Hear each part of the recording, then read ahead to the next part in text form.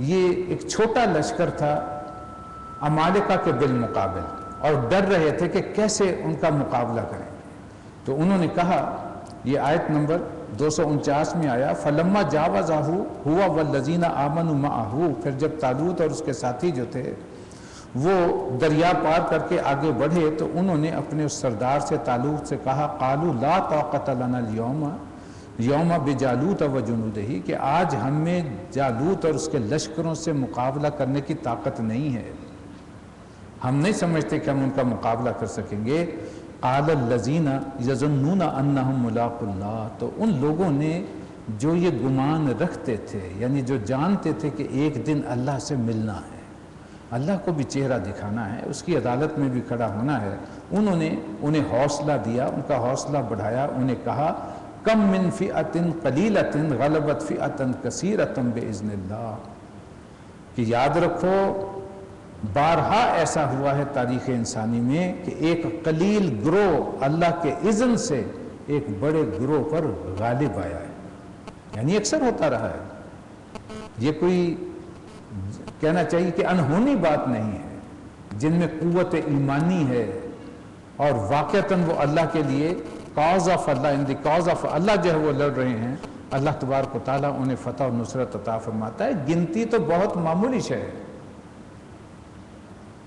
اصل میں جنگ کے موقع پر تعداد جو ہے وہ اہمیت نہیں رکھتی، وہ نیت اور حوصلہ وہ اصل میں اہمیت رکھتا ہے، جو پھر کم ہمت لوگوں پر چاہے وہ تعداد میں کتنے ہی زیادہ کیوں نہ ہوں وہ ان پر غالب آتا ہے. تو انہوں نے انہیں حوصلہ دے کر کے جنگ کے لیے تیار کیا. واللہ مع الصابرین، انہیں حوصلہ دیا کہ اللہ صبر کرنے والوں کے ساتھ. وَلَمَّا بَرَزُوا لِجَالُوتَ وَجُنُودِهِ، پھر جب وہ جالوت اور اس کے لشکروں کے مقابلے پہ نکلے، قالوا، انہوں نے پھر اللہ سے دعا کی، ربنا افرغ علینا صبرا وثبت اقدامنا فانصرنا علی القوم الکافرین، اے رب ہمارے ہم پہ صبر کا فیضان کر. یہ افرغ جو ہے مبالغے کا صیغہ ہے، کسی شے کو پورے کا پورا انڈیل دینا، یعنی صبر کی ہمیں اتنا صبر کی طاقت عطا فرما کہ صبر کی انتہا ہو جائے، وہ صلاحیت اور قوت عطا فرما. وثبت اقدامنا، اور ہمارے قدموں کو جما دے دشمن کے مقابلے میں. وانصرنا علی القوم الکافرین، اور کافروں کے مقابلے میں ہماری مدد فرما. فہزموہم باذن اللہ، تو انہوں نے ہزیمت دی، مار بھگایا کافروں کو، لیکن اللہ کے اذن سے، ان کی کوئی اپنی وہ کمال نہیں تھا، اللہ کے اذن سے فتح و نصرت جو ہے وہ نصیب ہوئی. وقتل داؤد جالوتا، اور داؤد نے اس موقع پر جالوت کو قتل کر دیا. وآتاہ اللہ الملک والحکمت وعلمہ مما یشاء، تو ہم نے اللہ تبارک و تعالیٰ نے اسے یعنی حضرت داؤد علیہ السلام کو سلطنت اور حکمت سے نوازا، سلطنت بھی دی، حکمت بھی سکھائی، اور جن جن چیزوں کا چاہا علم عطا فرمایا. آپ کے شاید علم ہے، قرآن مجید میں ہم آگے چل کے پڑھیں گے، حضرت داؤد علیہ السلام وہ پہلے شخص تھے جنہوں نے لوہے کو مولڈ کرنا سکھایا تھا. اس زمانے میں ٹیکنالوجی جو تھی وہ کسی کے تصور میں بھی نہیں تھی. جس طرح آج ایٹم کی ٹیکنالوجی بڑی قیمتی اور کہیں کہیں ملتی ہے، جدید ترین شے ہے، تو اس زمانے میں لوہے کو استعمال کرنا سیکھا بطور اسلحہ، اور لوہے کو استعمال کرنا سیکھا بطور حفاظت کے.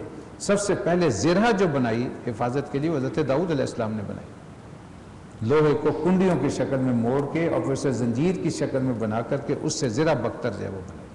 تو یہ علم بھی اللہ تبارک تعالیٰ نے عطا فرمایا. حضرت داؤد علیہ السلام کے متعلق اسرائیلی روایات بتاتے ہیں کہ وہ کوئی اس جنگ میں شامل نہیں تھے. ان کے کوئی بھائی تھے جو اس لشکر میں شامل تھے جو نکلا تھا جالوت کے مقابلے میں، اور جالوت کی صورتحال یہ تھی کہ وہ سر سے پاؤں تک بالکل اس طرح اس نے اپنی حفاظت کی ہوئی تھی کہ اس پہ کوئی شے اثر نہیں کرتی تھی. صرف اس کی دو آنکھیں جو تھیں وہ ننگی تھی، وہ ان سے دیکھتا تھا.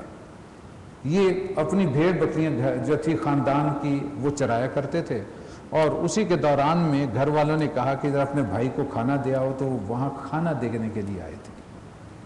جب وہاں پہنچے تو لوگ بڑے پریشان تھے، اور یہ ڈکرا رہا تھا، چیلنج کر رہا تھا لوگوں کو کہ آؤ میرے مقابلے پر نکلو.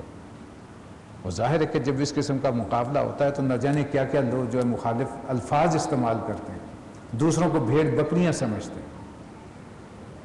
تو حضرت داؤد علیہ السلام نے اپنے بھائی سے کہا یہ غیر مختون، یہ ان کے ہاں ایک گالی ہوا کرتی تھی، اس لیے کہ مسلمان، اس لیے یہود بھی تو پہلی مسلمان امت تھے نا، تو وہ بھی ختنہ کراتے تھے مسلمانوں کی طرح، تو جو غیر مسلم تھے وہ ختنہ نہیں کرواتے، تو وہ انہیں تانا دیا کرتے تھے کہ غیر مختون جو ہے وہ ہمارے مقابلے میں یہ کیسے چیلنج کر رہا۔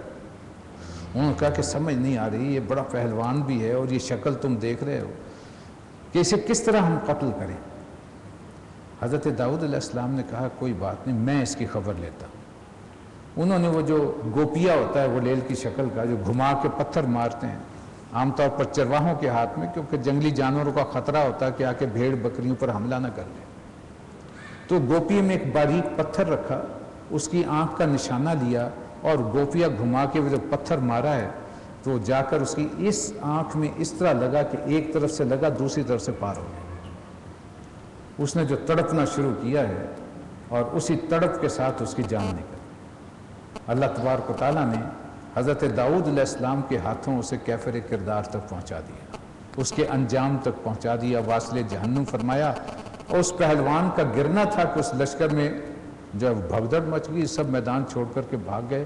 جب ان کا لیڈر جو ہے وہ مارا گیا تو پھر ان کے رہنے کا کوئی وہاں جواز موجود نہیں رہا۔ اس پر کہا جاتا ہے کہ حضرت طالوت نے پھر اپنی بیٹی حضرت داؤد علیہ السلام کے نکاح میں دی۔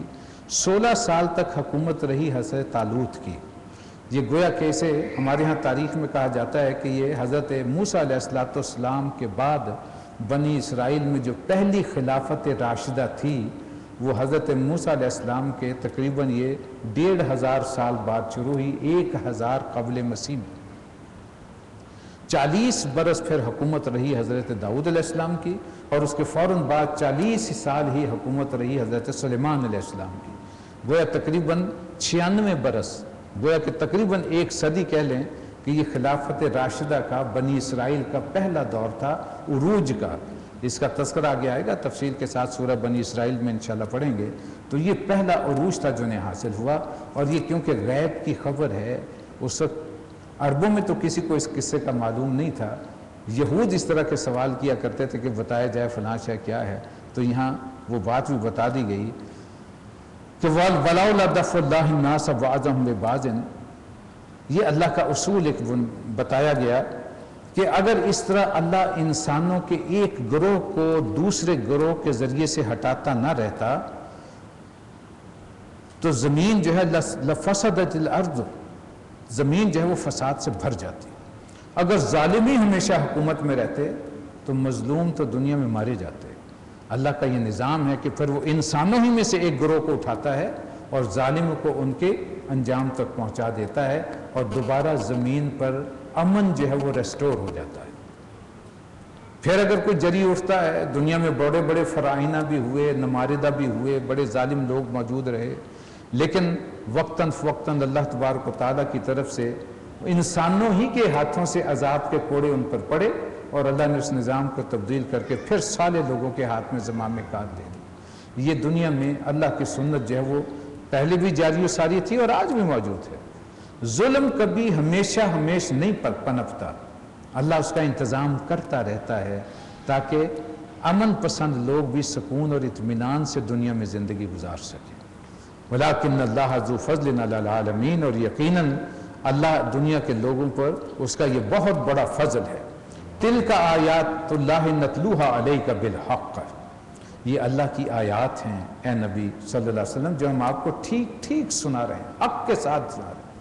وَإِنَّكَ لَمِنَ الْمُرْسَلِينَ، اور یقیناً آپ ان لوگوں میں سے ہیں جو رسول بنا کر کے بھیجیں گے، یعنی اس لیے آپ کے ذریعے سے بات سنائی جا رہی ہے کہ آپ ہمارے رسول ہیں۔ تِلْكَ الرُّسُلُ فَضَّلْنَا بَعْضَهُمْ عَلَىٰ بَعْضٍ، اور یقیناً جو رسول ہماری طرف سے انسانوں کی ہدایت کے لیے مامور ہوتے رہے انہیں ہم نے ایک دوسرے سے بڑھ کے مرتبے عطا فرمائے۔ فَضَّلْنَا بَعْضَهُمْ عَلَىٰ بَعْضٍ، ایک کے اوپر مزید کسی کو درجہ جو ہے۔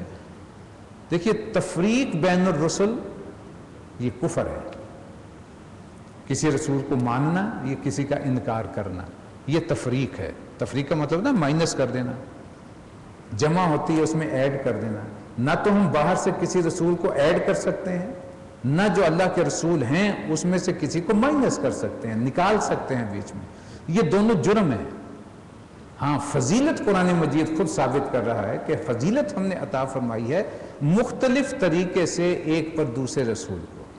جیسے مثال دے دی گئی کہ منہم من کلم اللہ، ان میں سے کوئی ایسے بھی ہیں جن سے اللہ نے کلام کیا، یہ حضرت موسیٰ علیہ السلام کی مثال دے دی گئی۔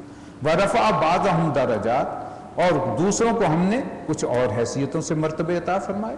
وَآتَيْنَا عِیسَىٰ ابْنَ مَرْیَمَ الْبَیِّنَاتِ وَأَیَّدْنَاهُ بِرُوحِ الْقُدُسِ، اسی طرح عیسیٰ علیہ السلام کو ہم نے جو ہے عیسیٰ ابن مریم کو روشن نشانیاں دیں، ان کے جو حصی معجزات ہیں، حقیقت یہ ہے کہ ان کی کوئی مثال دوسری نہیں ملتی، اور روح قدس کے ذریعے سے حضرت جبریل علیہ السلام کے ذریعے سے ان کی مدد بھی فرمائی۔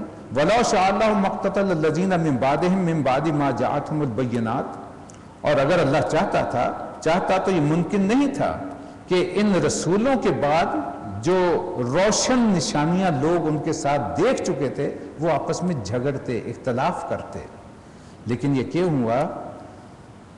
وَلَٰكِنِ اخْتَلَفُوا فَمِنْهُم مَّنْ آمَنَ مِنْهُ وَمَنْ كَفَرَ، اور یہ ہوتا رہا کہ ان میں اختلافات بھی پیدا ہوئے، ان میں سے ایک گروہ اٹھا جو کہ ایمان لے آیا، اور ایک گروہ وہ بھی تھا جو کفر کی روش پہ اڑ گیا۔ یعنی اختلافات پھر جاری رہے، ان رسولوں کے ہوتے ہوئے بھی، اللہ تبارک تعالیٰ کی طرف سے روشن ہدایات آنے کے باوجود بھی ایک گروہ دین اور ایمان پر قائم رہا، اور ایک گروہ نے کفر کی روش اختیار کر لی۔ وَلَوْ شَاءَ اللَّهُ مَا اقْتَتَلُوا، اگر اللہ چاہتا تو وہ آپس میں ایک دوسرے سے نہ لڑتے، وَلَٰكِنَّ اللَّهَ يَفْعَلُ مَا يُرِيدُ، لیکن اللہ جو چاہتا ہے وہ کرتا ہے۔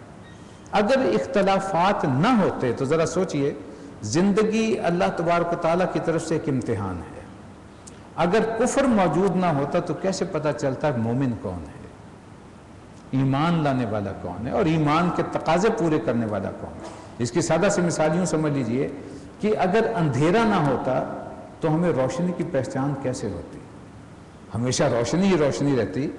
روشنی کو ہم پہچانتے ہیں اندھیرے کی تضاد کی بنیاد پر۔ اندھیرا ہے تو ہم جانتے ہیں کہ یہ سیاہی ہے، اندھیرا ہے، اور روشنی ہے اور نور ہے۔ اسی طرح کفر ہے تو معلوم ہوتا ہے کہ ہاں حق بھی ہے، باطل سامنے ہو تو حق کی پھر پہچان ہوتی ہے، اور حق پہ جو قائم رہنے والے ہیں ان کا امتحان بھی جو ہوتا ہے۔